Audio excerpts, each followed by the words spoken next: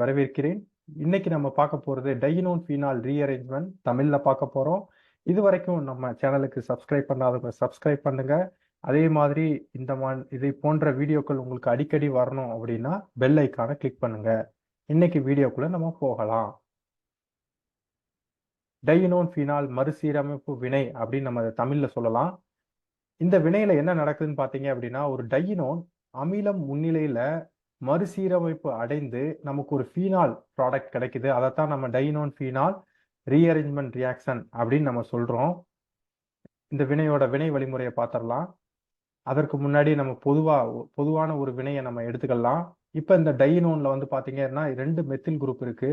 இதை அமில முன்னிலையில நம்ம அமிலத்தை பயன்படுத்துறப்ப நமக்கு வந்து மறுசீரமைப்பு அடைந்து நமக்கு இந்த மாதிரி ஒரு ஃபீனால் கிடைக்குது. இங்க பாத்தீங்க அப்படின்னா இந்த இருக்கக்கூடிய 2 மெத்தில் தொகுதியில ஒரு மெத்தில் தொகுதி வந்து நகர்ந்து இங்க இருக்கக்கூடிய பொசிஷனுக்கு போயிருக்கு. இதன் காரணமாக நமக்கு இந்த ஃபீனாலிக் காம்பவுண்ட் வந்து நமக்கு கிடைக்குது. இப்ப மெக்கானிசம் எப்படின்னு பார்த்தரலாம். இப்ப இந்த டையினோன்ல இருக்கக்கூடிய ஆக்சிஜன்ல தனித்த இரட்டை எலக்ட்ரான்கள் 2 இருக்கு. அதுல ஒரு தனித்த இரட்டை எலக்ட்ரான்கள் H+ கூட வினைபுரியுது. இதன் காரணமாக புரோட்டான் ஏற்றம் அடைந்து நமக்கு இந்த மாதிரி ஒரு இடைப்பொருள் வந்து நமக்கு கிடைக்குது.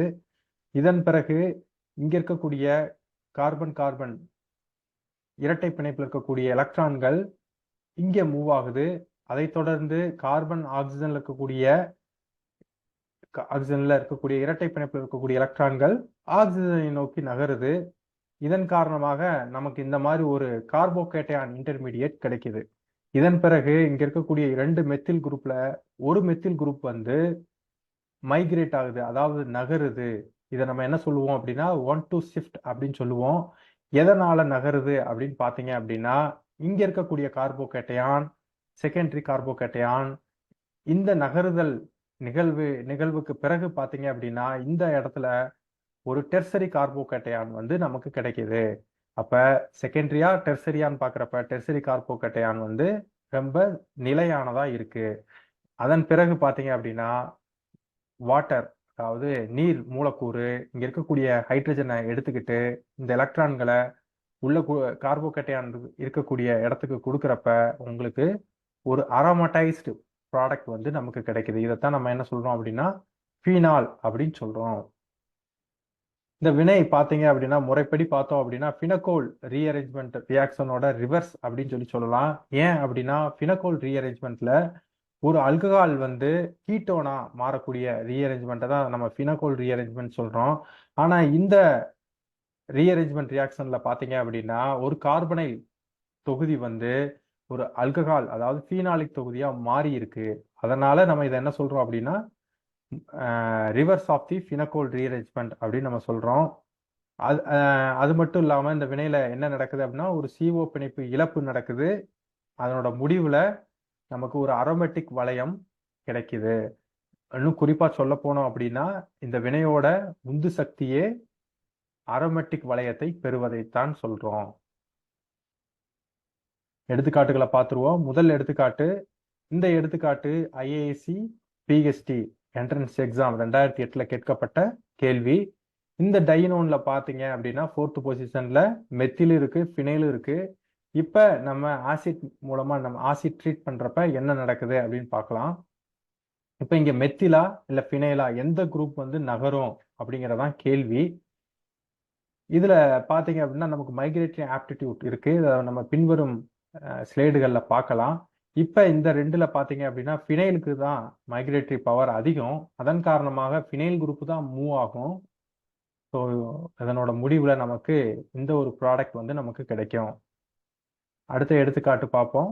இந்த எடுத்துக்காட்டுல இங்க இருக்கக்கூடிய 4th பொசிஷன் டையினோன்ல என்ன இருக்குன்னு பாத்தீங்கன்னா மெத்திலும் ஒரு எஸ்டரும் இருக்கு. அதாவது சுருக்கமா சொல்ல போனோம் அப்படின்னா ஒரு எலக்ட்ரான் ரிலீசிங் குரூப்பும் ஒரு எலக்ட்ரான் விட்ராயிங் குரூப்பும் இருக்கு. இப்ப நம்ம அமிலத்தை பயன்படுத்துறப்ப என்ன நடக்குது அப்படின்னு பார்ப்போம். முதல்ல வந்து பாத்தீங்க அப்படின்னா அமிலத்தை பயன்படுத்துறப்ப நமக்கு ஒரு கார்போகேட்டையான் இன்டர்மீடியட் ஃபார்ம் ஆகும். எதன்படி அப்படின்னு பார்த்தோம்னா நம்ம முன்னாடியே விவாதித்த வினை வழிமுறைப்படி நமக்கு இந்த மாதிரி ஒரு கார்போகேட்டையான் இடைப்பொருள் உருவாகும். அதன் பிறகு இப்ப மெத்தில் குரூப் மைக்ரேட் ஆகுதா இல்ல எஸ்டர் குரூப் மைக்ரேட் ஆகுதா அப்படிங்கறதான் நமக்கு கேள்வி. இப்போ முதல்ல நம்ம எஸ்டர் குரூப்பை மைக்ரேட் பண்ணுவோம். எஸ்டர் குரூப்பை மைக்ரேட் பண்ணிட்டோம் அப்படின்னா நமக்கு இந்த மாதிரி ஒரு இடைப்பொருள் கார்போகேட்டையான் வந்து நமக்கு கிடைக்கும். இதே வேளையில ஒரு மெத்தில நம்ம மைக்ரேட் பண்றப்ப இந்த மாதிரி ஒரு இடைப்பொருள் வந்து நமக்கு இடைப்பொருள் கார்போகேட்டையான் வந்து கிடைக்கும். இப்ப இந்த 2 கார்போகேட்டையான்ல எது ரொம்ப ஸ்டேபிள் அப்படிங்கிறதான் நம்ம பார்க்கணும். முதல்ல இந்த இதை எடுத்துக்கிடுவோம். இந்த கார்போகேட்டையானுக்கு அருகில ஒரு மெத்தில் குரூப் இருக்கு.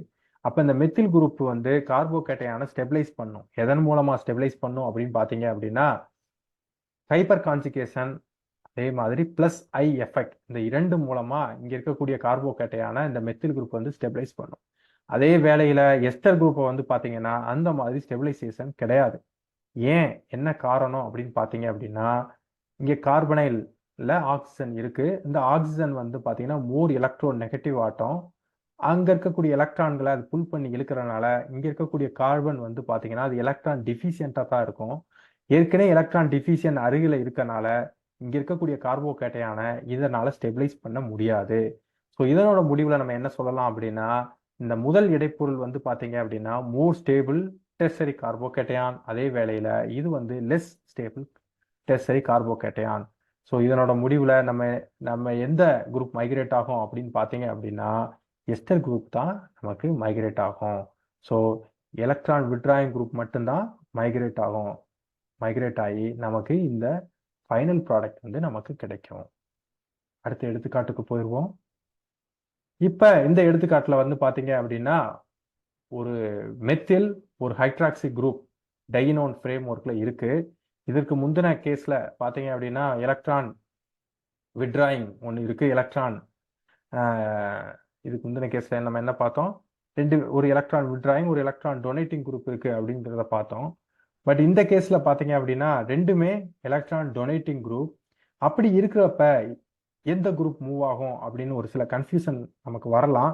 இப்ப பார்ப்போம் எந்த குரூப் மூவ் ஆகுது அப்படின்னு. இந்த ரெண்டுமே எலக்ட்ரான் டொனேட்டிங் குரூப் தான்.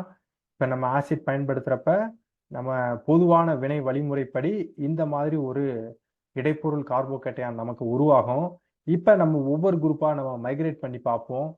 முதல்ல மெத்தில் குரூப்பை மைக்ரேட் பண்ணி பார்ப்போம். இதன் விளைவா நமக்கு இந்த ஒரு இடைப்பொருள் கார்போகேட்டையான் உருவாகும். இதே வேளையில ஹைட்ராக்சி குரூப்பை நம்ம மைக்ரேட் பண்றப்ப நமக்கு இந்த மாதிரி ஒரு இடைப்பொருள் வந்து நமக்கு உருவாகும். இப்ப இந்த 2 இடைப்பொருள் கார்போகேட்டையான்ல எது மோர் ஸ்டேபிள் அப்படின்னு நம்ம பார்க்கணும். முதல்ல ஹைட்ராக்சி குரூப்பை பார்ப்போம். இங்க இருக்கக்கூடிய ஹைட்ராக்சி குரூப்ல தனித்த இரட்டை எலக்ட்ரான்கள் இருக்கு. அது வந்து ரெசனன்ஸ் பண்பின் மூலமாக அது எலக்ட்ரான்களை இங்க கொடுக்குறப்ப இந்த கார்போகேட்டையான அது ஸ்டெபிலைஸ் பண்ணலாம். இதே வேளையில மெத்தில் குரூப்பை பார்த்தீங்க அப்படின்னா இந்த இடைப்பொருள் கார்போகேட்டையான்ல ஹைப்பர் கான்ஜுகேஷன், அது மட்டும் இல்லாம பிளஸ் ஐ எஃபெக்ட், இந்த இரண்டின் மூலமாக இந்த கார்போகேட்டையான ஸ்டெபிலைஸ் பண்ணலாம். படி பார்த்தோம் அப்படின்னா ரெண்டும் ஈக்குவல் ஸ்டெபிலைஸ் மாதிரி தெரியலாம். ஸோ இந்த மாதிரி சூழ்நிலையில நம்ம இதை நினைவுல கொள்ளணும். So first case resonance, second case hyperconjugation. So yeah இந்த மாதிரி சூழ்நிலையில நம்ம இந்த இதை நினைவில் கொள்ளணும். இந்த மாதிரி கேஸ்ல ரெசனன்ஸ்க்கு தான் நம்ம மோர் ப்ரையாரிட்டி கொடுக்கணும். அதன் பிறகு ஹைப்பர் கான்ஜுகேஷன், கடைசியில பிளஸ் ஐ எஃபெக்ட். ஸோ அதன்படி பார்த்தோம் அப்படின்னா இந்த கார்போகேட்டையான் தான் மோர் ஸ்டேபிள். ஸோ இதனோட முடிவுல நமக்கு என்ன நடக்கும் அப்படின்னா less electron donating group will migrate, அதாவது மெத்தில் குரூப் தான் நமக்கு மைக்ரேட் ஆகும். ஸோ அதனோட முடிவுல நமக்கு இந்த ஒரு ப்ராடக்ட் வந்து கிடைக்கும். அடுத்த எடுத்துக்காட்டுக்கு போயிடுவோம்.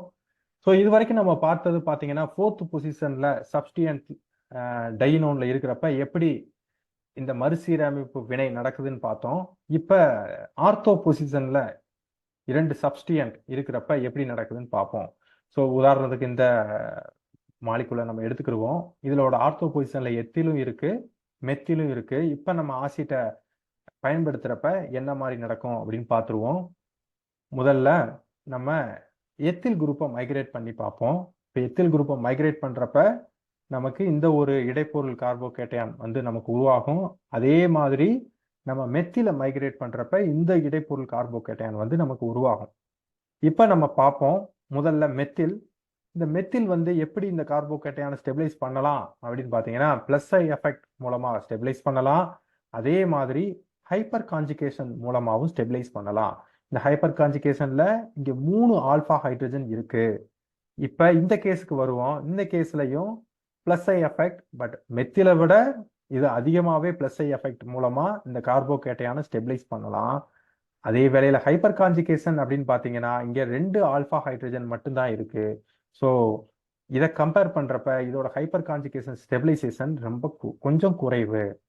அப்ப இந்த சூழ்நிலையில நம்ம மறுபடியும் ஞாபகத்துல வைத்துக் கொள்ளக்கூடியது இந்த ஃபார்முலா தான். அதாவது ரெசனன்ஸ் மோர் ப்ரையாரிட்டி, அதன் பிறகு ஹைப்பர் கான்ஜுகேஷன், அதன் பிறகு பிளஸ் எஃபெக்ட். இந்த ஹைப்பர் கான்ஜுகேஷன் படி பார்த்தோம்னா இந்த இடைப்பொருள் தான் இடைப்பொருள் கார்போகேட்டையான் தான் ரொம்ப ஸ்டேபிளா இருக்கு. ஸோ நமக்கு முடிவுல கிடைக்கக்கூடியது எத்தில் மைக்ரேட்டட் ப்ராடக்ட் தான் நமக்கு கிடைக்குது. அடுத்த எடுத்துக்காட்டுக்கு போயிடுவோம். இந்த எடுத்துக்காட்டு ஒரு முக்கியமான எடுத்துக்காட்டுன்னு நம்ம சொல்லலாம். ஏன் அப்படின்னு பாத்தீங்க அப்படின்னா இது வரைக்கும் நம்ம பார்த்ததுல வந்து பாத்தீங்கன்னா 2 பக்கம் சிமெட்ரிக்கலா இருக்கக்கூடிய டையினோன் தான் நம்ம பார்த்தோம். ஆனா இந்த கேஸ்ல வந்து பாத்தீங்கன்னா அன்சிமெட்ரிக்கல் டையினோனா இருக்கு. ஏன் அப்படின்னா ஒரு பக்கம் டெர்சரி பியூட்டைலும் இன்னொரு பக்கம் ஹைட்ராக்சி குரூப்பும் இருக்கு. இப்ப இங்க இருக்கக்கூடிய மெத்தில் 2 மெத்தில் குரூப்ல இருக்கக்கூடிய ஒரு மெத்தில் வந்து எந்த பக்கம் மைக்ரேட் ஆகும் நம்ம ஆசிட்டை பயன்படுத்துறப்ப அதுதான் இந்த கேள்வி. இப்ப பார்ப்போம். முதல்ல வந்து நம்ம ஸ்டெப் பை ஸ்டெப்பா போகலாம். முதல்ல பார்ப்போம் என்ன நடக்குது அப்படின்னு. ஸோ அதற்கு முன்னாடி நம்ம ஒரு பேசிக் கான்செப்டை வந்து உங்களுக்கு ஞாபகப்படுத்த நான் விரும்புறேன். இங்க இருக்கக்கூடிய கார்பனைல் குரூப் பாத்தீங்கன்னா இங்க இருக்கக்கூடிய ஆக்சிஜன் 3 எலக்ட்ரோ நெகட்டிவ் ஆட்டம். ஸோ இங்க இருக்கக்கூடிய எலக்ட்ரான்களை வந்து அது எடுத்துக்கிடும், தன்னை நோக்கி இழுக்கும். அதன் காரணமாக இங்க வந்து பாத்தீங்க அப்படின்னா டெல்டா பாசிட்டிவ் வரும். இதை தொடர்ந்து இங்க டெல்டா நெகட்டிவ், இங்க டெல்டா பாசிட்டிவ் வரும். ஸோ இதை போன்ற ஒரு அமைப்பை நம்ம இந்த பக்கமும் உருவாக்கலாம். இங்கேயும் டெல்டா பாசிட்டிவ் வரும். அதே வேளையில இந்த ஃப்ரேம் ஒர்க்கை மட்டும் பாருங்க. இது ஒரு ஈனால். ஸோ அப்படின்னா அது வந்து கீட்டோ ஈனால் டாட்டோமெர்சத்துக்குள்ள போகலாம். இதன் காரணமாக இந்த பர்டிகுலர் கார்பன்ல பாத்தீங்கன்னா எலக்ட்ரான் ரிச், அதாவது எலக்ட்ரான் அதிகமாக இருக்கும். அப்ப டெல்டா பாசிட்டிவ் இங்க எலக்ட்ரான் ரிச் ஓரளவு இந்த பக்கம் சமநிலைப்படுத்தப்பட்டு விட்டது. ஆனால் இந்த பக்கம் பாத்தீங்க அப்படின்னா டெல்டா பாசிட்டிவ், அதாவது எலக்ட்ரான் டிஃபிஷியன்ட் கேரக்டர் அதிகமாக இருக்கு. அப்ப இதனோட முடிவுல பாத்தீங்க அப்படின்னா நமக்கு கார்போகேட்டையான் இடைப்பொருள் இந்த பக்கம் தான் ஃபார்ம் ஆகும். ஸோ ஒன்லி இந்த பக்கம் தான் கார்போகேட்டையான் இடைப்பொருள் ஃபார்ம் ஆகுது. இந்த பக்கம் ஃபார்ம் ஆகலாமா, ஃபார்ம் ஆக கூடாதா அப்படின்னு பாத்தீங்கன்னா ஃபார்ம் ஆகலாம். அதோட ப்ராபபிலிட்டி ரொம்ப குறைவாக இருக்கும். ஸோ இப்போ இங்க கார்போகேட்டையான் இடைப்பொருள் வந்து ஃபார்ம் ஆயிடுச்சு. இதன் பிறகு பாத்தீங்கன்னா இங்க இருக்கக்கூடிய 2 மெத்தில்ல ஒரு மெத்தில் வந்து நகர்ந்து இந்த இடத்துக்கு போகுது. இதன் காரணமாக நமக்கு டெர்சரி கார்போகேட்டையான் உருவாகுது. அதை தொடர்ந்து வாட்டர் வந்து இங்க இருக்கக்கூடிய H+ எடுக்கிறப்ப நமக்கு ஒரு அரோமடைஸ்டு ப்ராடக்ட் வந்து கிடைக்கும். ஆனா இந்த ப்ராடக்ட் வந்து ஸ்டேபிள் கிடையாது. என்ன காரணம் பாத்தீங்க அப்படின்னா இங்க இருக்கக்கூடிய டெர்சரி பியூட்டைல் குரூப் பல்கி, அதே பல்கினஸ் இங்க இருக்கக்கூடிய மெத்தில் குரூப் கூட ஹெவியா வந்து இன்ட்ராக்ட் பண்றதுனால இந்த டெர்சரி பியூட்டைல் குரூப் வந்து பாத்தீங்கன்னா பிளேனார்ல வந்து இருக்கிறதுக்கு முயற்சி பண்றப்ப அதனால முடியாது. இதன் காரணமாக உடனடியாக ஆசிட் கூட வினை புரிந்து இங்க ஆசிட் வந்து டைரக்டா வந்து இந்த கார்பன்ல ஆட் ஆகுது. இதன் காரணமாக இன்னொரு டெர்சரி கார்போகேட்டையான் நமக்கு உருவாகுது. இதன் பிறகு பாத்தீங்க அப்படின்னா நமக்கு முன்னையே தெரியும் டெர்சரி பியூட்டைல் கார்போகேட்டையான் ரொம்ப ஸ்டேபிள் அப்படிங்கறதுனால இங்க இருக்கக்கூடிய எலக்ட்ரான்கள் உள்ள வந்து டெர்சரி பியூட்டைல் கார்போகேட்டையானாக வெளியே போகுது. இதனோட முடிவுல நமக்கு ஒரு அரோமடைஸ்டு ஆன ஒரு ஃபீனால் ப்ராடக்ட் கிடைக்குது. இப்ப பாத்தீங்க அப்படின்னா இங்க இருக்கக்கூடிய வினை பொருள்ல பாத்தீங்க அப்படின்னா டெர்சரி பியூட்டைல் குரூப் இருக்கு. ஆனா ஃபைனல் ப்ராடக்ட்ல வந்து பாத்தீங்க அப்படின்னா டெர்சரி பியூட்டைல் குரூப் வந்து கம்ப்ளீட்டா வெளியே போயிடுச்சு. ஸோ அதனால இந்த வினை வந்து ஒரு முக்கியமான வினை. இப்ப அடுத்து இதை தொடர்ந்து இதே போல இன்னொரு வினையை நம்ம பார்த்தரலாம். இங்க டெர்சரி பியூட்டைல் குரூப்புக்கு பதிலா என்ன இருக்குன்னு பாத்தீங்கன்னா மெத்தில் குரூப் இருக்கு. அப்ப அதே மாதிரி நம்ம டெல்டா பாசிட்டிவ், டெல்டா நெகட்டிவ் இதெல்லாம் போட்டு பாக்குறப்ப வந்து பாத்தீங்கன்னா 2 விதமான கார்போகேட்டையான் இடைப்பொருள் வந்து நமக்கு கிடைக்கலாம். முதல்ல வந்து பாத்தீங்கன்னா இந்த பக்கம் இருக்கக்கூடிய கார்போகேட்டையான் இடைப்பொருள், அடுத்து பாத்தீங்கன்னா இந்த மெத்தில் இருக்க பக்கம் இருக்கக்கூடிய கார்போகேட்டையான் இடைப்பொருள். இந்த 2ல எது ஸ்டேபிள் அப்படின்னு பாத்தீங்கன்னா இதுதான் மோர் ஸ்டேபிள். இந்த பக்கம் வந்து ப்ராபபிலிட்டியும் ரொம்ப குறைவு. இதன் காரணமாக நமக்கு மெத்தில் வந்து மைக்ரேட் ஆகும். இங்க இந்த மாதிரியான இட நெருக்கடி, அதாவது கொள்ளிட தடை இல்லாதனால நமக்கு அப்படியே இந்த ப்ராடக்ட் வந்து நமக்கு கிடைக்குது. அடுத்த எடுத்துக்காட்டுக்கு போயிடலாம். இப்ப இந்த எடுத்துக்காட்டுல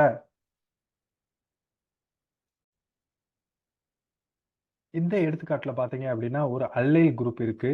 ஸோ இந்த மாதிரி சூழ்நிலையில டைனோன் ஃபீனால் ரீஅரேஞ்ச்மெண்ட் எப்படி நடக்குதுன்னு நம்ம பார்க்கலாம். ஸோ இந்த கேஸ்ல வந்து பாத்தீங்கன்னா ஆசிட் வந்து வினைபுரிஞ்சு இந்த இடத்துல புரோட்டான் ஏற்றம் நடந்து இதன் காரணமாக எலக்ட்ரான்கள் வந்து இங்கிருந்து இங்க, இங்கிருந்து இங்க, இங்கிருந்து இங்க ஷிஃப்ட் ஆகுது. இதன் காரணமாக நமக்கு இங்கே ஒரு கார்போகேட்டையான் இடைப்பொருள் வந்து நமக்கு கிடைக்குது. இதன் பிறகு பாத்தீங்க அப்படின்னா நமக்கு இங்க இருக்கக்கூடிய அல்லைல் குரூப் வந்து பாத்தீங்கன்னா ஷிஃப்ட் ஆகுது. எப்படி ஷிஃப்ட் ஆகுதுன்னு பாருங்க. இங்க இருக்கக்கூடிய கார்பன் கார்பன் பிணைப்பு உடையுது. இதுல இருக்கக்கூடிய எலக்ட்ரான்கள் இங்க நகருது. அதை தொடர்ந்து இந்த இரட்டை பிணைப்பு இருக்கக்கூடிய எலக்ட்ரான்கள் வந்து கார்போகேட்டையானை வந்து தாக்குது. ஸோ இதனோட முடிவுல நமக்கு இந்த மாதிரி ஒரு கார்போகேட்டையான் இடைப்பொருள் வந்து கிடைக்குது.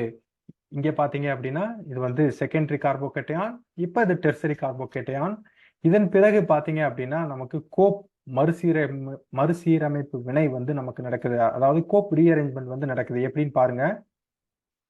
இந்த கார்பன் கார்பன் பிணைப்பு உடைந்து இங்க இருக்கக்கூடிய எலக்ட்ரான்கள் இங்க மூவ் ஆகுது. இந்த இரட்டை பிணைப்புல இருக்கக்கூடிய எலக்ட்ரான்கள் இங்க இருக்கக்கூடிய கார்பன் கார்பன் இரட்டை பிணைப்பை தாக்குது. இதன் காரணமாக இந்த இரட்டை பிணைப்பில் இருக்கக்கூடிய எலக்ட்ரான்கள் இங்க நகருது. இந்த எலக்ட்ரான்கள் இங்க நகருது. இதன் காரணமாக நமக்கு இந்த ஒரு கார்போகேட்டையான் இடைப்பொருள் வந்து நமக்கு கிடைக்குது. இதனோட முடிவுல ஒரு H+ இழந்து நமக்கு இந்த மாதிரி பாரா அல்லைலேட்டட் ஃபீனால் வந்து நமக்கு கிடைக்குது. அடுத்த எடுத்துக்காட்டை பார்ப்போம். இந்த எடுத்துக்காட்டுல பாத்தீங்க அப்படின்னா ஒரு ஸ்பைரோ சைக்ளோ பென்டேன் குரூப் வந்து பாத்தீங்கன்னா டைனோன் 4th பொசிஷன்ல இருக்கு. இப்ப நம்ம ஆசிட் பயன்படுத்துறப்ப இந்த பக்கம் பாத்தீங்கன்னா இரண்டுமே வந்து சிமெட்ரிக்கலா இருக்கனால எந்த பக்கம் கார்போகேட்டையான் ஃபார்ம் ஆனாலும் ஒரு பிரச்சனையும் இல்லை. இப்ப இந்த மாதிரி ஒரு கார்போகேட்டையான் இடைப்பொருள் உருவாகுது. இதை தொடர்ந்து என்ன நடக்குதுன்னு பாத்தீங்கன்னா ரிங் எக்ஸ்பான்சன் அப்படின்னு நடக்குது. எப்படி அப்படின்னா ரிங் வந்து பெருசாகுது. 5 மெம்பர் ரிங் வந்து 6 மெம்பர் ரிங்கா மாறுது. எதன் மூலம் அப்படின்னா இங்க இருக்கக்கூடிய கார்பன் கார்பன் பிணைப்பு உடைந்து இங்க இருக்கக்கூடிய எலக்ட்ரான்களை எடுத்துக்கொண்டு இந்த பொசிஷனுக்கு மூவ் ஆகுது. இதன் காரணமாக நமக்கு புதுசா ஒரு 6 மெம்பர் ரிங் இந்த இடத்துல வந்து ஒரு கார்போகேட்டையான் வேற இருக்கு. இப்ப ஒரு H+ வந்து H+ வெளியே போய் நமக்கு இந்த ப்ராடக்ட் வந்து நமக்கு கிடைக்குது. அடுத்த எடுத்துக்காட்ட பார்ப்போம். இந்த டைனோன் ஃபீனால் ரீஅரேஞ்ச்மெண்ட் ரியாக்ஷன் வந்து பாத்தீங்க அப்படின்னா வினை சூழ்நிலையை பொறுத்து நமக்கு ப்ராடக்டும் மாறும். ப்ராடக்ட் மாறும் அப்படின்னா எந்த குரூப் மைக்ரேட் ஆகுறது அப்படிங்கிறதுலையும் சில வித்தியாசங்கள் இருக்கும். அதுக்கு இந்த ஒரு வினை வந்து ஒரு உதாரணம். இப்ப எடுத்துக்காட்டா இந்த ஸ்பைரோ டைனோனை நம்ம பார்ப்போம்.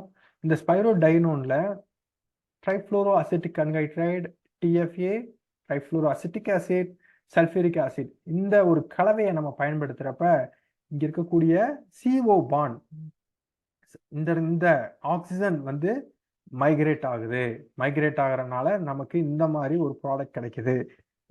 இதே வேளையில நம்ம ஆக்வஸ் கண்டிஷன்ல, அதாவது நீர்த்த சல்ஃபியூரிக் அமிலத்தை பயன்படுத்துறப்ப கார்பன் மைக்ரேஷன் வந்து நடக்குது. அதாவது இந்த பக்கம் மைக்ரேஷன் நடக்குது. ஸோ பாத்தீங்களா எப்படி ஒரு சால்வெண்ட் வந்து வேரி ஆகுறதுனால மைக்ரேஷன் எப்படி மாறுது அப்படின்னு. ஸோ இதுவும் இந்த வினையும் வந்து பாத்தீங்க அப்படின்னா ஒரு முக்கிய எடுத்துக்காட்டு. எப்படி வினை சூழ்நிலை வந்து ப்ராடக்டோட செலக்டிவிட்டியை மாத்துது, அதாவது ப்ராடக்டோட தேர்ந்தெடுக்கும் திறனை வந்து எப்படி மாற்றுது அப்படிங்கிறத பார்க்கலாம். இதில் வந்து பார்த்தீங்கன்னா ஆக்வஸ் சல்ஃபியூரிக் ஆசிட்டை நம்ம பயன்படுத்துறப்ப நமக்கு மெட்டா ப்ராடக்ட் கிடைக்குது. எப்படி மெட்டா ப்ராடக்ட் அப்படின்னு சொல்றோம் அப்படின்னா இங்க இருக்கக்கூடிய ஹைட்ராக்சி குரூப்புக்கு மெட்டா பொசிஷன்ல ரீஅரேஞ்ச்மெண்ட் ஆயிருக்கு. ஸோ இது வந்து ஆர்த்தோ, இது மெட்டா. ஸோ மெட்டா பொசிஷன்ல ரீஅரேஞ்ச்மெண்ட் ஆயிருக்கு. இதே இது வந்து நான் aqueous condition, so acetic anhydride and sulphuric acid அதை பயன்படுத்துறப்ப நமக்கு பாரா ப்ராடக்ட் வந்து கிடைக்குது. பார்த்தீங்கன்னா ஹைட்ராக்சி குரூப் இங்க இருக்கு, அதோட பாரா பொசிஷன்ல எத்தில் குரூப் இருக்கு.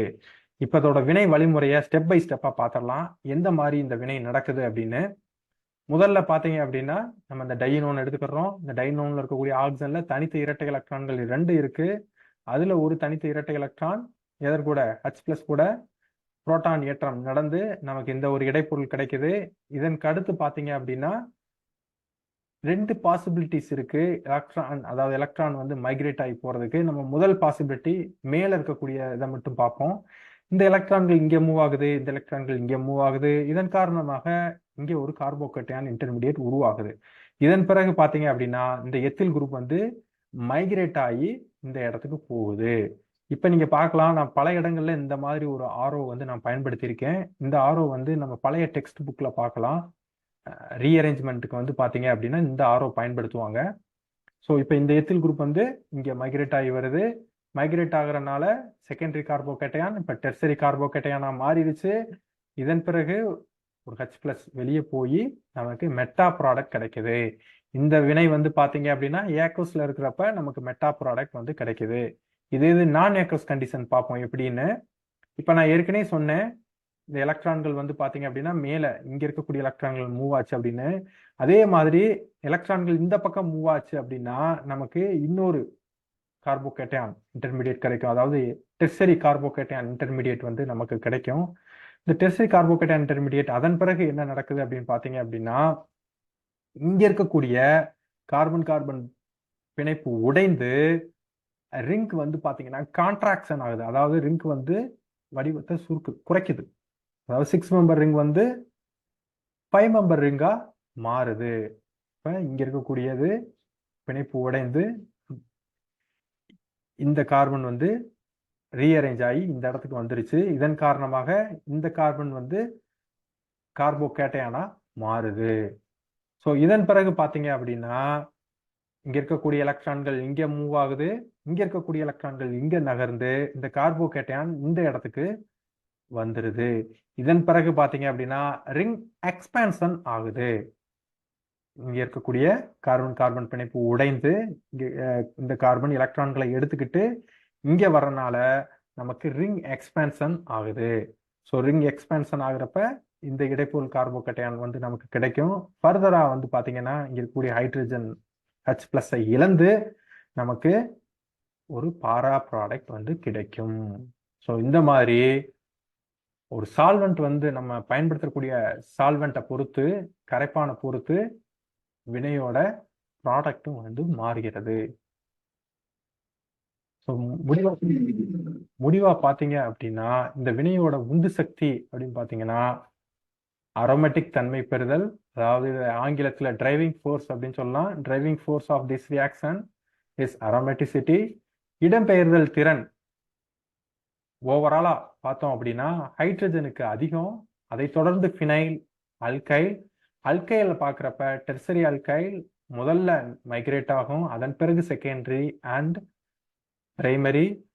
அதே வேளையில நம்ம electron withdrawing, electron donating group வச்சு பார்க்குறப்ப எலக்ட்ரான் விட்ராயிங் குரூப் வந்து first preference for migration.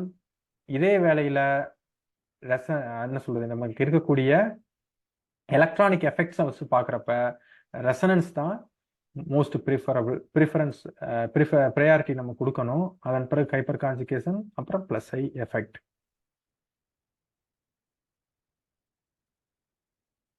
So உங்களோட ஓய்வு நேரத்தில் இங்கே இருக்கக்கூடிய வினைகளை முயற்சி செஞ்சு பாருங்க. எனக்கு நேரம் கிடைக்கும் பொழுது இங்கே இருக்கக்கூடிய வினைகளை வந்து நான் சால்வ் பண்ணி அதை ஒரு தனி வீடியோவாக நான் உங்களுக்கு போடுறேன். ஸோ இது வரைக்கும் நம்ம சீரியஸ் ஆஃப் எஸ்டரிஃபிகேஷனை நம்ம சேனலில் டிஸ்கஸ் பண்ணிக்கிட்டு இருக்கோம். ஸோ இது வரைக்கும் பார்க்காதவங்க அதை நம்ம சேனலில் போய் பாருங்க. அதே மாதிரி இந்த வினையோட ஆங்கில வடிவத்தை கெம் ஆர் கெம்ங்கிற சேனலில் நீங்கள் பார்க்கலாம். ஸோ அது வரைக்கும் நன்றி நண்பர்களே.